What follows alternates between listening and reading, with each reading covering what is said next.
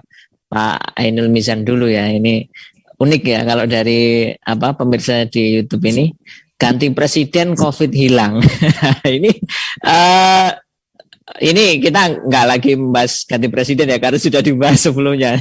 Dalam artian ini kan suara dari hati rakyat ya Pak Ainul Mizan ya, kaitannya dengan bahwa seolah-olah ganti presiden itu juga COVID hilang. Nah ini kalau kita kaitkan dengan ekonomi, apakah juga ganti presiden ekonomi akan juga naik takhta? Ini bagaimana Pak Ainul Mizan?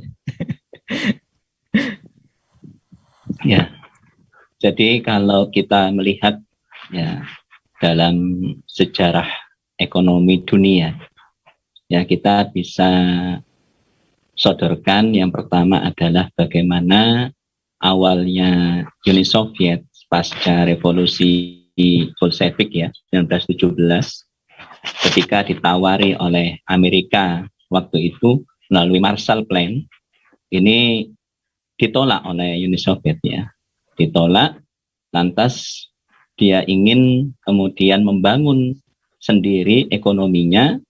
Lantas yang kita lihat Uni Soviet menjelma menjadi saingan ekonomi, termasuk saingan ideologi besar dunia ya dalam era sebelum 1991 Masehi. Nah ini jadi yang bisa kita ambil pelajaran bahwa Uni Soviet waktu itu keluar dari lingkaran ideologi besar yang diusung oleh Amerika waktu itu, yaitu lingkaran ideologi kapitalisme. Uni Soviet menolak Marshall Plan karena memang akan kemudian bisa membantu perekonomian secara di dalam negeri, akan tetapi itu akan mematikan Uni Soviet untuk menjadi negara industri. Akhirnya Uni Soviet maju dalam konteks yang berdiri di dalam negerinya adalah industri-industri konsumtif, yang tentunya akan menjadi pasar-pasar ya mesin-mesin berat, pasar-pasar industri besar dari negara-negara besar seperti Amerika. Makanya kita bisa lihat itu keluar dari tadi ya, kalau dikatakan oleh Pak Devian out of track ya, out of the box gitu. Keluar dari lingkaran kapitalisme Amerika, itu bisa maju. Walaupun pada perjalanannya pada 1991 itu lantas ternyata masyarakat yang diinginkan oleh komunisme Uni Soviet itu adalah masyarakat tanpa kelas. Nah, ternyata banyak kelas-kelas pekerja yang memikirkan kemakmurannya sendiri.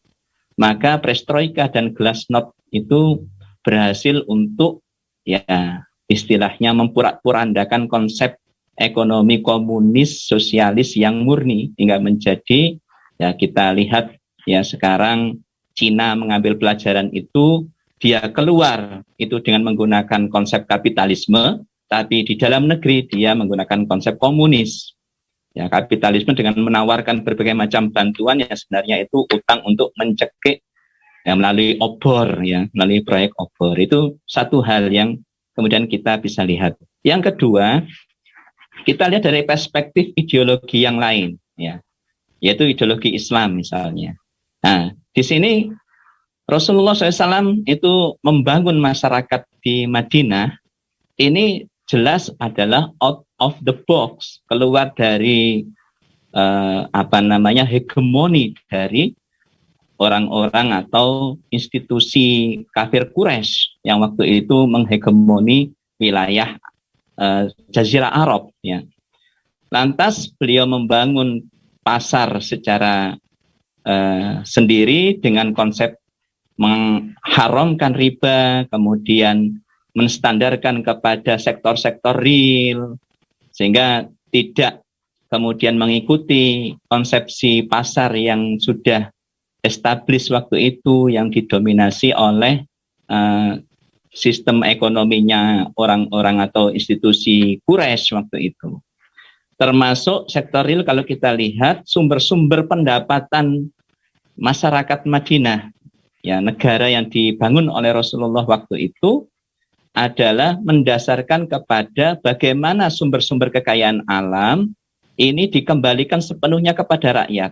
Makanya ketika beliau memberikan sebuah tambang garam yang melimpah kepada Abyad bin Hammal, dan itu diketahui oleh beliau sebagai tambang yang melimpah, setelah ada para sahabat yang protes mengapa beliau memberikan tambang yang melimpah kepada Abyad bin Hammal, lantas beliau mengambil kembali. Padahal hukum asal itu kan mengambil pemberian kan nggak boleh. Ya sudah diberikan kok diambil lagi. Tapi ini pengecualian, artinya ya sumber-sumber pendapatan negara yang sifatnya menguasai hajat hidup orang banyak, seperti yang dalam riwayat itu adalah tambang garam dan kekayaan alam yang lain, sumber daya alami gas dan tambang-tambang yang lain, itu tidak boleh lantas diprivatisasi, diswastanisasi yang nantinya ya ekonomi negara itu akan di tangan mereka, di tangan para korporat besar tadi itu. Sehingga disinilah keberaniannya mestinya Indonesia. Ya, sebagai negeri yang mayoritasnya Muslim. Ya, tentunya yang ditawarkan, yang kita tawarkan sebagai seorang Muslim itu adalah konsepsi Islam, ekonomi Islam, kan begitu. Tidak mungkin kalau kemudian kita seorang Muslim menawarkan konsepsi ekonomi komunisme.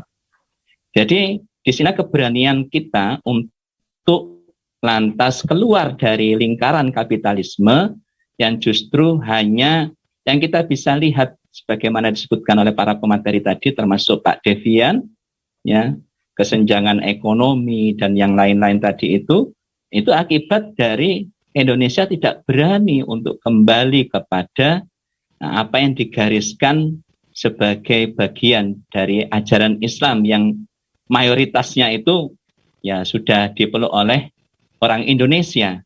Dan ini sesuai dengan amanat kan, UUD 45 pasal 33 itu bumi, air, dan kekayaan alam yang dikandung di dalamnya itu dikuasai negara dan dikembalikan untuk sebesar-besarnya kemakmuran rakyat. Nah saat ini tidak seperti itu karena kapitalisme itu meniadakan ya kepemilikan negara, meniadakan kepemilikan umum. Semuanya adalah mekanisme pasar, siapa yang modalnya besar bisa menguasai. Dan inilah sumber masalah sebenarnya. Jadi sumber pemasukan negara itu kalau dalam kapitalisme yang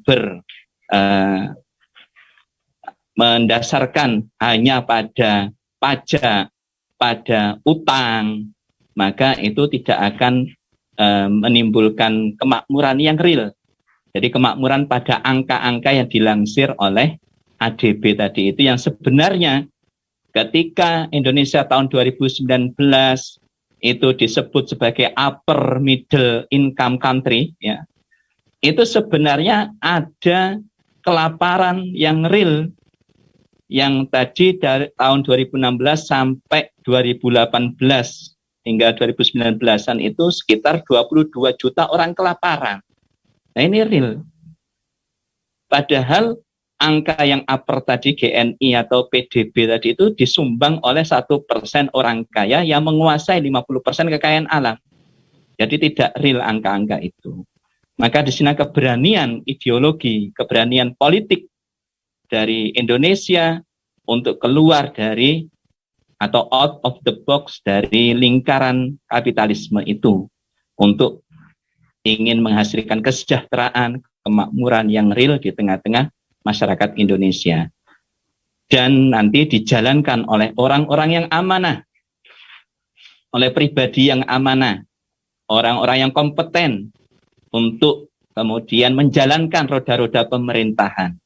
Tentu sistem yang baik dijalankan juga oleh orang yang baik.